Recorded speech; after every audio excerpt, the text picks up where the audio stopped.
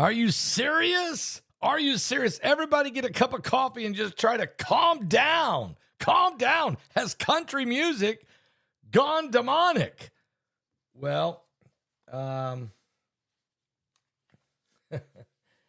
was a big question, wasn't it? Well, pictures behind me is actually from the stage of a concert, of a Zac Brown concert, but there's a whole lot more to it. And give me just a moment. Let me put a shout out right now, if I could, for www.pastorpaulgold.com.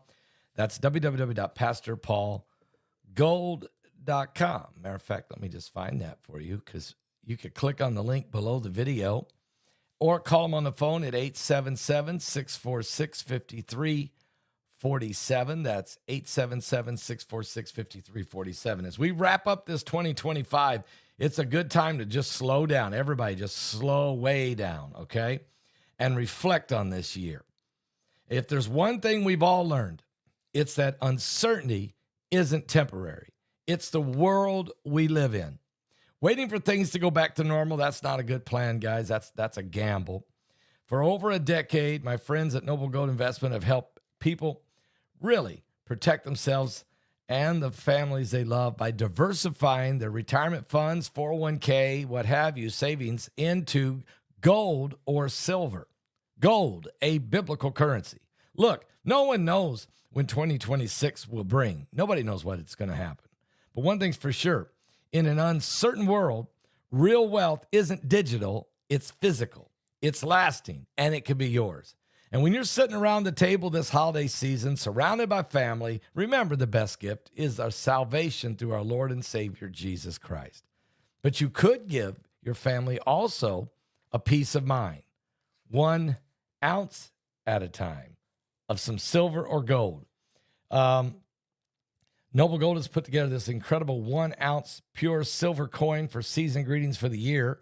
It could be yours for free. Matter of fact, 10 of them could be yours for free if you qualify for a gold or silver IRA, which you probably do. Or you can probably purchase these if you want to go right now. Click on the link below the video. Plus, they're giving away a free wealth protection kit today.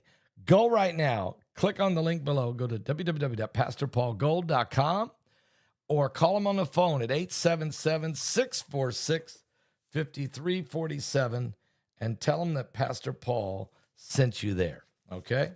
All right. Well, has country music gone demonic? And I actually have recorded a few country gospel songs that were recorded by big-time country artists. I recorded I Believe, which was done by Brooks and Dunn. I recorded Give This World Back to God, which was recorded by Reba McEntire. I recorded I Drive Your Truck, that was recorded by Lee Bryce.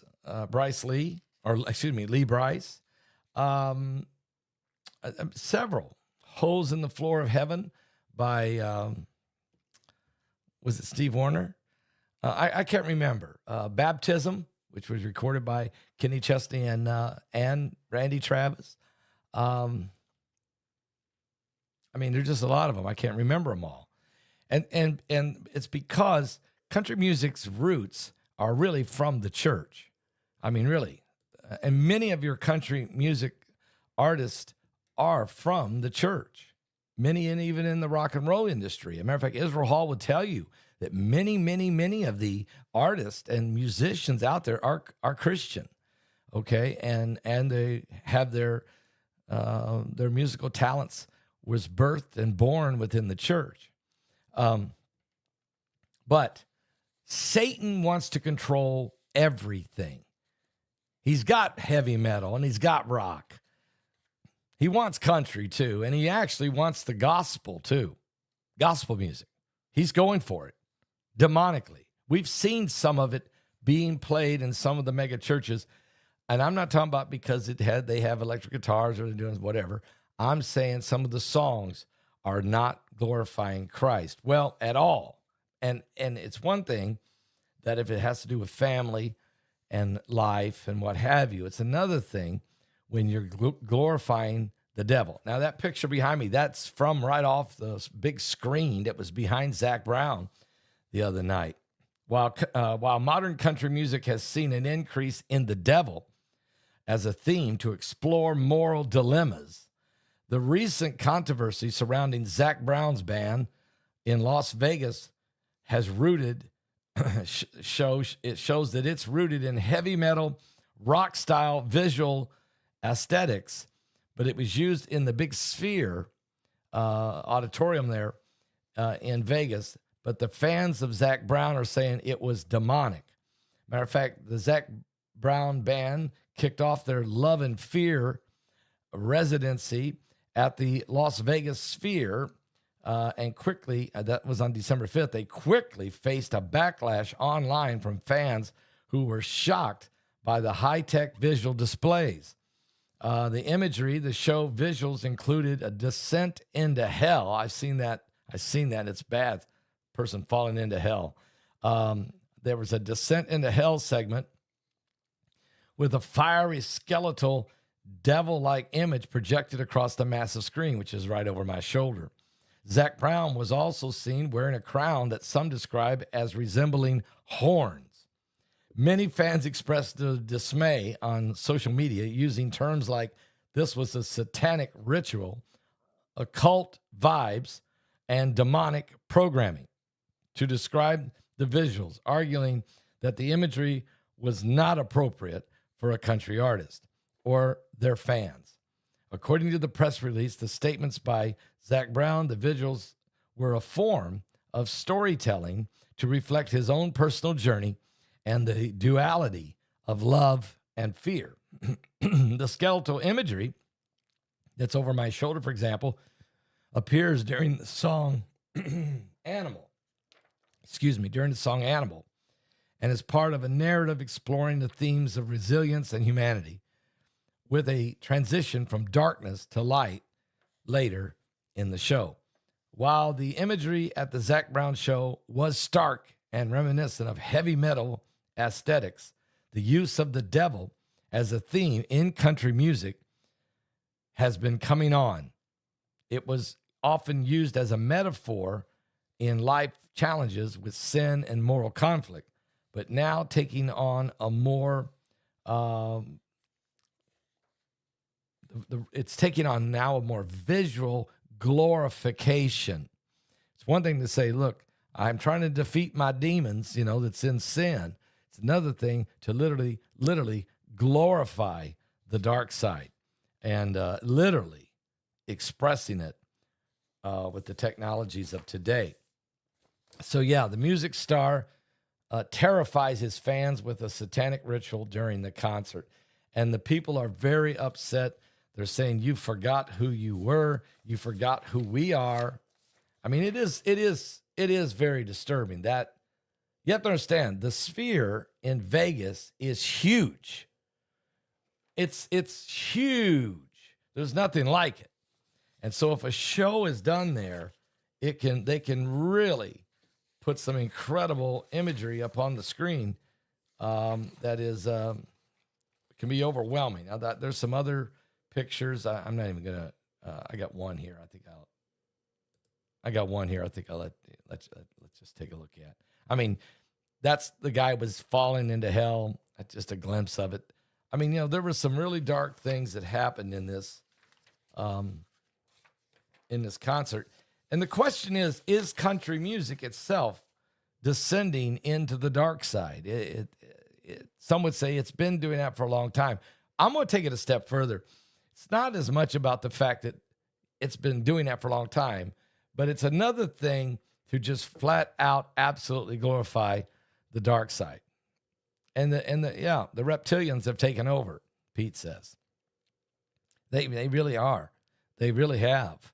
And a lot of your country music artists now are being pushed into this area that you either are going to do what we want you to do or you're done.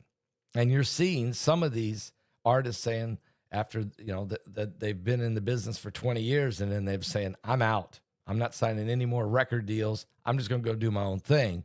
Guys like John Rich, who's very vocal Christian, and more of them are saying, I'm out of this. I'm not selling my soul. But that's what the music industry is wanting. They want people to sell their soul to them, to do and to use their talents, not as from an artistic standpoint, but to use their talents to glorify Lucifer. You have to understand the beast kingdom is coming. Country music was the soul of America. John Rich, I love John Rich, and I think he's right.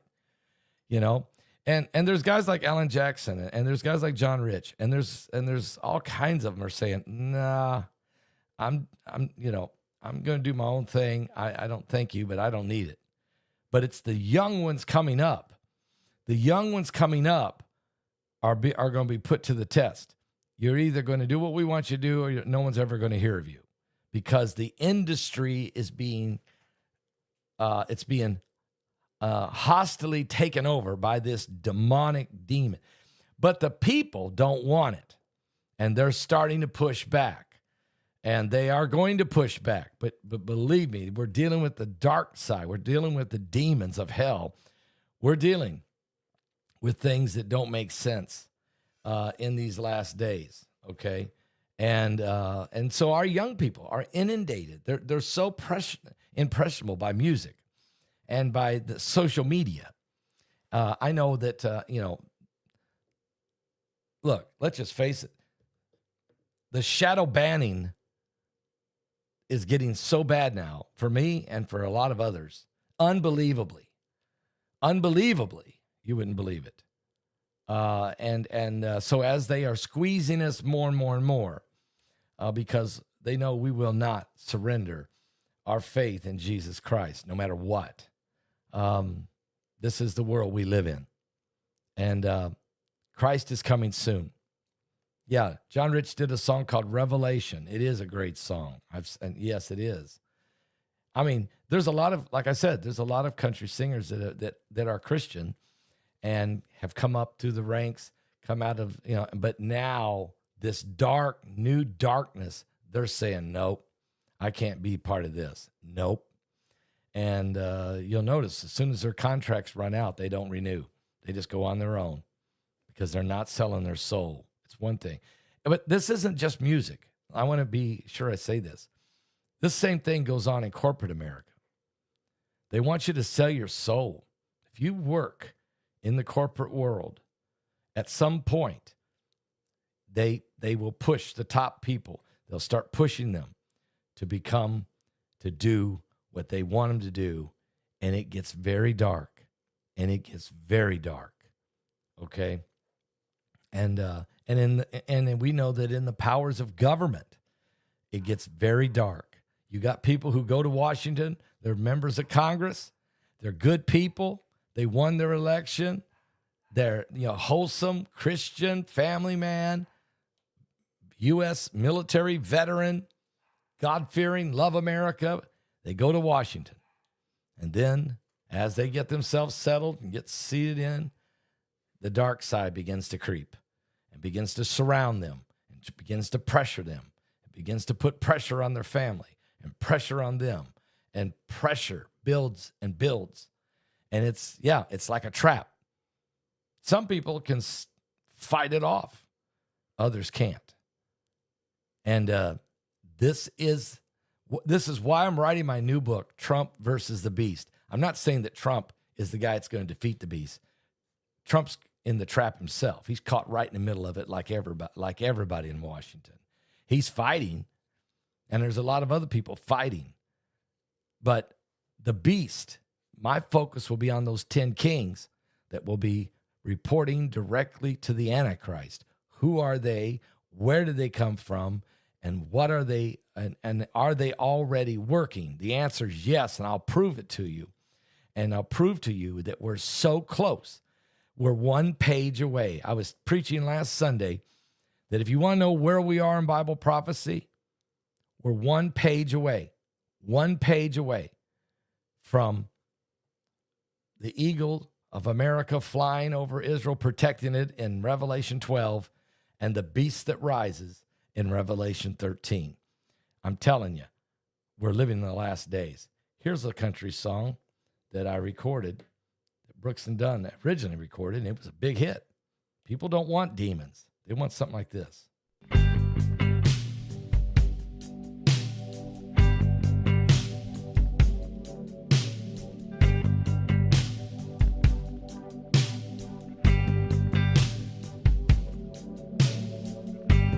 Old man Wrigley lived in that White House down the street where I grew up. Mama used to send me over with things. We struck a friendship up. I spent a lot of long summers out on his old porch swing. Says he was in the war. I'm going to read a page for you to prove my point. Lost his baby, broke down and asked him one time, how'd you keep from going crazy? He said, I'll see my wife and son in just a little while. I asked him what he meant. He looked at me and he smiled, said, I raise my hands, I bow my head. I'm finding more and more truth in the words written and in red. They tell me that there's more to life than just what I can see. Oh, I believe.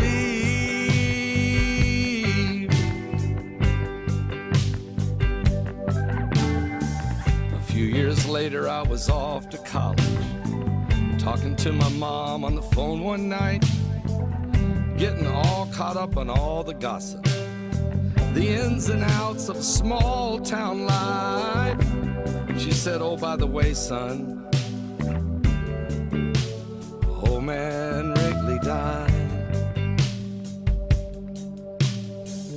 Later on that night, I laid there thinking back, thought about a couple long lost summers.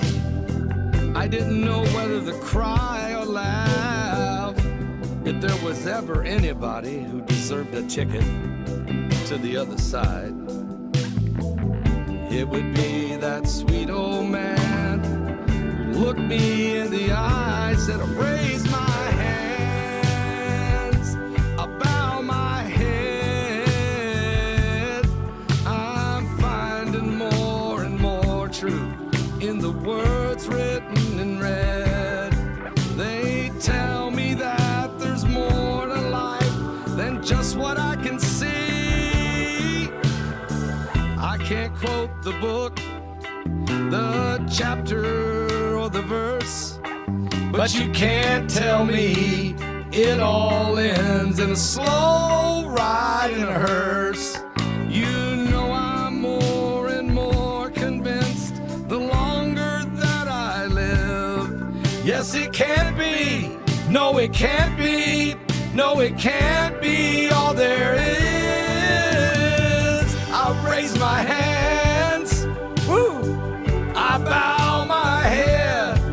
I'm finding more and more truth in the words written in red. They tell me that there's more to life than just what I can see. Oh, I believe.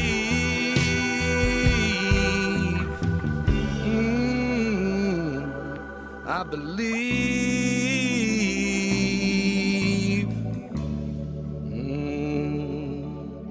I believe. I believe.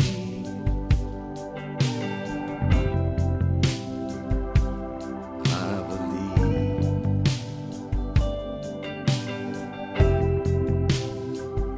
Oh, I believe.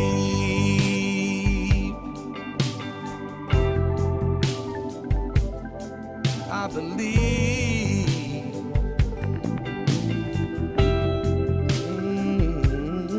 I believe. It's a very powerful song by Brooks and Dunn. Ronnie, I believe Ronnie Brooks might have wrote that, I'm not sure. I mean, Ronnie Dunn.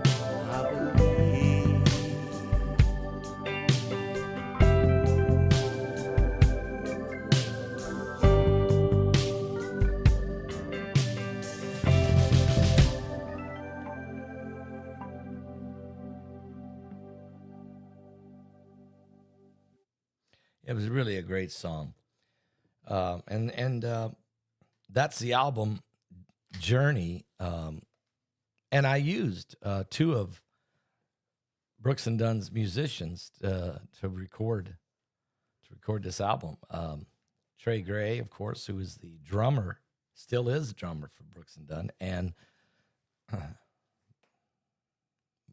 Kyle is the piano player. And I also had Alabama's piano player play for me on my newest album, Harmonize and Prophesy. But so there's always some great musicians out there who love to do gospel music. From my book, Revelation 9:11, I want to read one page. Page 67. A monolithic and ruthless conspiracy. As the world watches these plans roll out, eschatological experts say secret societies are masterminding what is known in occult circles as the plan. This is a term coined by American theorist Alice Begley in 1880 through 1849, who founded the Lucius Trust and Lucius Publishing Company, formerly called Lucifer Publishing Company, and served as a consultant to the Economic and Social Council of the United States of America, describing what needs to take place to facilitate a single global government under the rule of the Antichrist and false prophet. Conservatives refer to the secret societies and organizations behind the Great Reset as a cabal. These behind-the-scenes power brokers have largely gained control of much of the world, but they have not emerged recently. 60 years ago, President John F. Kennedy warned of the dangers they pose that we are facing today. President Kennedy said the very word secrecy is repugnant in a free and open society, and we are as a people inherently and historically opposed to secret societies, to secret oaths, and to secret proceedings. We decided long ago that the dangers of excessive and unwarranted concealment of pertinent facts far outweigh the dangers which are cited to justify it. For we are opposed around the world by a monolithic and ruthless conspiracy that relies primarily on covert means for expanding its sphere of influence, on infiltration instead of invasion, on subversion instead of elections, on intimidation instead of free choice, and on guerrillas by night instead of armies by day, in a system which has conscripted vast human and material resources into the building of a tightly knit, highly efficient machine that combines military, diplomatic, intelligence, economic, scientific, and political operations. Its preparations are concealed, not published. Its mistakes are buried, not headlined. Its dissenters are silenced, not praised. And no expenditure is questioned, no rumor is printed, and no secret is revealed. At the time, many people thought that Kennedy was referring to the spread of communism. But in reality, he knew far more about secret societies than most people surmised. In 1936, John F. Kennedy's father, Joseph P. Kennedy Sr., who made his fortune in banking industry and told the New York Times, he said 50 men are running America. And that's a huge figure, he said. 50 men. They have within their power, by reason of wealth, which they control, the ability to paralyze the whole country, for they control the circulation of currency, and they can create a panic whenever they will. That's just one page out of my book, Revelation 9:11. We go deep into the deep state, into the Illuminati, into the secret societies, into the global cabal of the rise of the beast. We really do. It's a great, great read from the tying in biblical prophecy with what we know. But it is going to be kindergarten compared to the book that's coming out called Trump versus the Beast. And we wrote the first 3 chapters and submitted it to about 5 different publishers. And 3 of them came back and wanted to give us, they wanted to give us a deal. They wanted us to publish their book with them. But we went with Newsmax. We felt that Newsmax, if you ever watch the Newsmax channel, you know that it's a very powerful channel and that very conservative and very pro-American, pro-family, pro-military, and pro-God and pro-Trump. And, so we decided to let them be the publisher. So Newsmax is publishing my next book called Trump versus the Beast.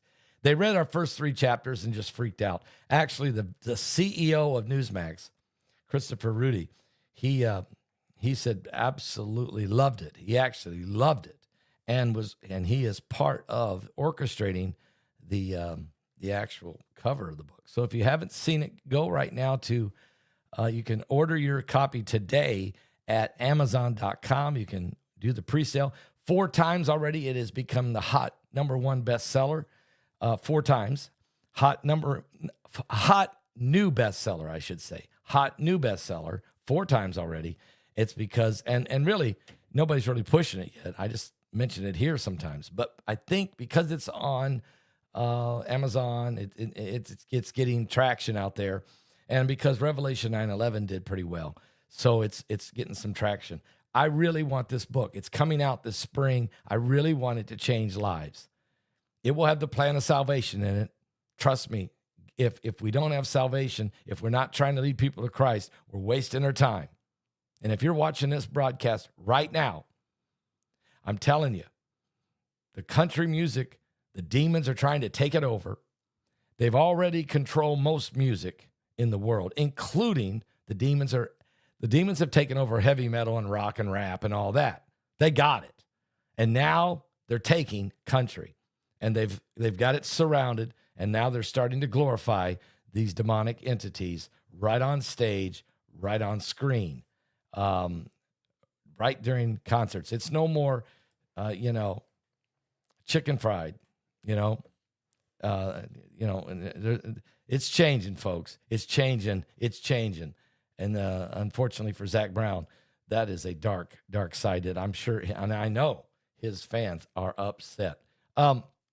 But besides that, they're trying next, once they get country completely swallowed, and they will, next will be mainstream Christian music. They will go for it next. And it's already starting. We're living in the last days. I'm telling you, it's the last days. And maybe I'm one of the last men standing. I don't know. I feel this darkness. I feel this beast. I feel this. I know I'm being shadow banned and being squeezed, and I see that, and I know that. But I'm saying, greater is he that's in me than he that's in the world. I'm here to tell you, I need your help to spread these videos on your Facebook pages, your Twitter accounts, everywhere and anywhere you can, to let people know that there is hope in Jesus Christ, and that these are the days the Bible said would come just before the coming of the Lord. God bless all of you. I love you guys. I'll be back with more current world events and how it relates to biblical prophecy. We're living in the last of the last of the last days. God bless everybody. I'll be back.